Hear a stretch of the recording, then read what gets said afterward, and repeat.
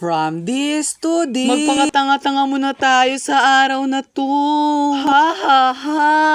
Dahil kwarisma nga ngayon, kaya nga sobrang init ng panahon. Kaya ganito na lang ako talaga kakunti yung bunga ng aming papaya. Dahil nahinog na nga yung isa naming papaya, kaya sabi nga ng nanay ko, pitasin ko na raw. Kaya sabi ko sa nanay ko, ako na nga yung bahala.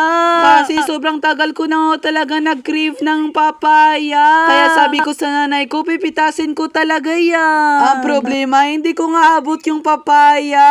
Kaya sabi ko, kailangan ko ng panungkit para mapitas tong papaya na to. At para makain ko na rin yung papaya na to. Sobrang tagal ko pa nga tong mapitas yung papaya na to kasi nga sobrang taas. Matapos ngayon 2 oras at salamat nga sa Diyos dahil napitas ko na yung papaya. Ganito pala ako nagpatanga-tanga dito. Ang totoo niyan talaga, pinitas ko gamit yung kamay ko. Nagpapatanga-tanga lang naman ako. Ito naman kayo nagpapauto-uto.